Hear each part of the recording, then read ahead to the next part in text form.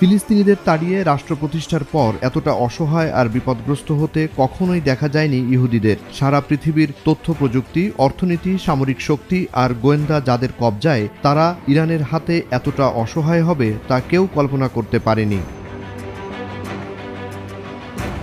হঠাৎ করে সতর্কতা সাইরেন বেজে উঠলেই ইসরায়েলে বসতি স্থাপনকারীদের পড়িমড়ি করে যেতে হচ্ছে টানেল বা বাংকারে। ইরানের মুহুর্মুহু ক্ষেপণাস্ত্রের আঘাত আর সাইরেনের ভয়ে রাতের বেশিরভাগ সময় ইহুদিদের কাটাতে হচ্ছে বাংকার বা টানেলে। কিন্তু এভাবে কতদিন? যতই দিন যাচ্ছে ততই বাড়ছে যুদ্ধের ভয়াবহতা।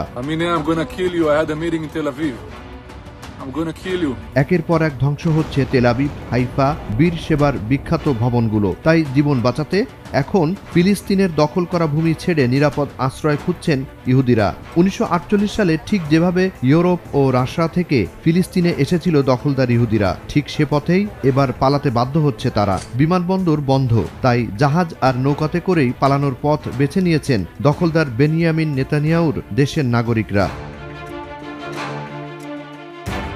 ইতোমধ্যে দেশটির বড় দুটি সমুদ্র বন্দর আশদোদ ও হাইফা থেকে বিলাসবহুল ক্রুজ শিপের মাধ্যমে অধিকৃত ফিলিস্তিন ছেড়ে সমুদ্রপথে সাইপ্রাসে রওনা দিতে দেখা গেছে অনেক ইহুদিদের। জানা যায়, ইসরায়েলের বেশিরভাগ বাণিজ্যিক বিমান রাখা হয়েছে ভূমধ্য সাগরের দ্বীপরাষ্ট্র সাইপ্রাসে। ফিলিস্তিন দখল করা ভূমি থেকে সমুদ্রপথে ইহুদিদের গন্তব্য সাইপ্রাসে গিয়ে আশ্রয় নেয়া। ইসরায়েল থেকে এর দূরত্ব মাত্র 270 কিলোমিটার। এ দ্বীপকেই নিরাপদ মনে করছেন ইহুদিরা।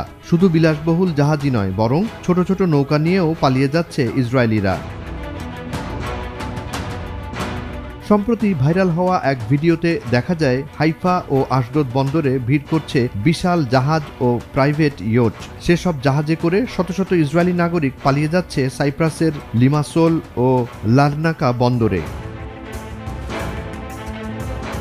শুধু সমুদ্র পথে নয়, স্থলপথে মিশর সীমান্ত দিয়ে ইসরায়েল ছাড়তে দেখা গেছে অনেক ইহুদিদের। ছবিতে দেখা যায় মিশরের তবা সীমান্তের ইমিগ্রেশনে লেগে গেছে ইহুদিদের ভিড়।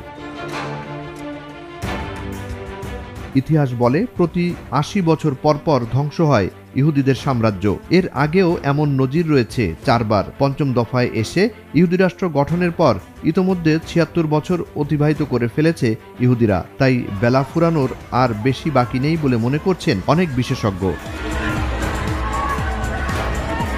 এদিকে 22 জুন রোববার ইরানের মুহুর্মুহু ক্ষেপণাস্ত্র হামলায় রীতিমতো বিধ্বস্ত ইসরায়েলে এখন পর্যন্ত 100 জনের বেশি ইহুদির মৃত্যুর খবর পাওয়া যায়, আর আহতের সংখ্যা 2000 ছাড়িয়ে গেছে বলে ধারণা করা হচ্ছে। তবে মিডিয়া রেস্ট্রিকশন থাকায় মূল তথ্য পাওয়া যাচ্ছে না। বিভিন্ন সূত্রের দাবি, হতাহতের সংখ্যা উল্লেখিত সংখ্যার কয়েক গুণ।